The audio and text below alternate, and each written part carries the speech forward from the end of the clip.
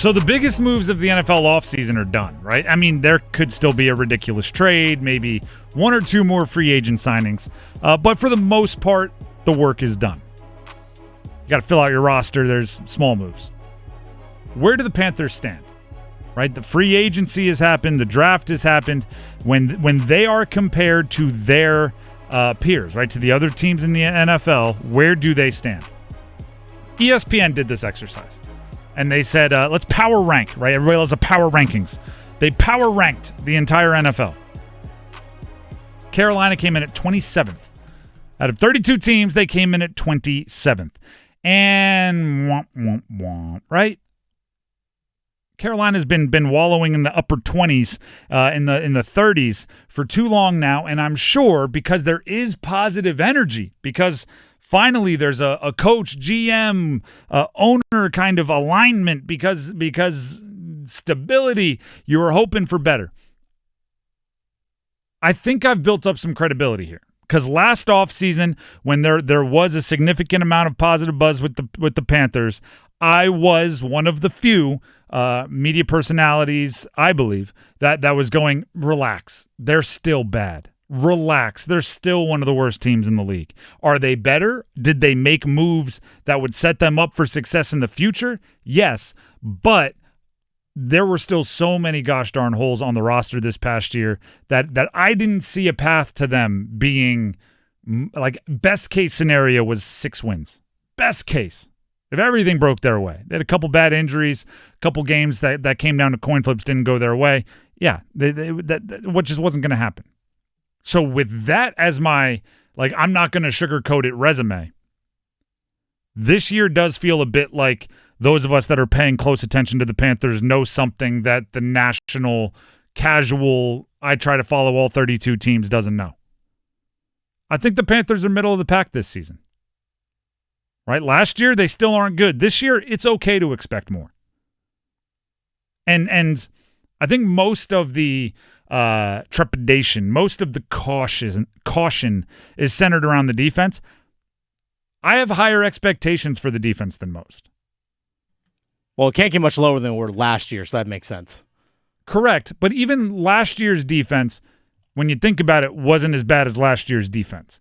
Because Derrick Brown got hurt. Right? That they went into last year, I believe, expecting him to make up for a lot of holes. He gets hurt. Those holes are now wide open, flapping in the breeze, and really, really costly. They weren't good last year. I want to be clear on that. But let's look at what they've done. Derrick Brown is back, hopefully healthy. Trevon Merrick, 3 years, $51 million as a safety. Tershawn Wharton, 3 years, $45 million, defensive lineman. Bobby Brown, 3 years, $21 million, defensive lineman. Pat Jones, 2 years, $15 million, edge rusher. Nick Scorton in the second-round draft pick. Princely Umanmilayan, that wasn't close, but Princely in the third round, edge rusher. If I'm not saying, and by the way, I've disagreed with picks and things, and some guys I wouldn't have gone with, but if they know what they're doing, if they're a front office and an evaluation group that knows what they're doing on defense, that defense should be much, much, much better. Like significantly better based on additions, right? We talked with Dan Morgan on this show, and he talked about the plan going into the draft. They recognized in their evaluation process that outside linebackers and edge rushers, he said stacked, and he said through the first 4 rounds. Right? So them passing on an edge rusher in the first is them betting on their evaluation that the depth was as good as they thought it was. If they're wrong on that, we got bigger issues. Right? If they're wrong on that, we have bigger issues. Would other teams have spent as much on Tershawn Wharton? I don't believe so. I think they kind of got caught up missing out on a big deal for the guy that ended up with the Patriots, and then they turned to the next guy and gave him the Godfather offer. It may have been a little over market price. They had the money to spend, and they obviously saw something they believed in. If you trust Dan Morgan, and I do, especially with defensive evaluations, if you trust Dan Morgan, the defense should be much better. Much better. And then I look at the offense, and I go, the offense, obviously they added Tepper and McMillan, which is not something to scoff at, but darn near every other position group is perfectly set up for what I call natural improvement. Stability, consistency, play caller the same back-to-back years, offensive mind the same back-to-back years, quarterback the same back-to-back years, offensive line gets to play along each other, bringing back all 5 starters back-to-back years. There's so much obvious opportunity for players and position groups to get better, and I would say the one position group that I would have looked at and said probably regression, they added McMillan. So there's no excuse not to be better on both sides of the ball, significantly on both sides of the ball. Now, does that mean like I'm talking playoffs? Probably not. But I'm not talking 27th. I'm not talking picking in the top 10. Now, I want to be clear here. It is Cinco de Mayo. It is May 5th. That is very early on in the process. So I am reserving the right to change this. Right? I feel great about playing football right now. It probably was about this time last year. You said that.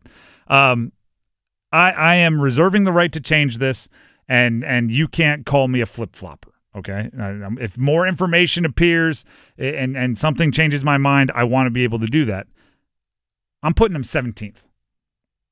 If I were to power rank it right now without counting teams above and beyond, I'm putting them 17th because here's why it's not random. Here's why I picked 17th. If they're in the top half of the league, I would be very pleasantly surprised. If they're in the bottom half of the league, I'm going to go they're not on pace. They're not on target. They're not on track for their rebuild.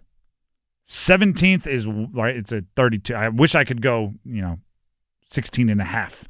But it's not there. 17th is the break-even point. That's where I think they should be.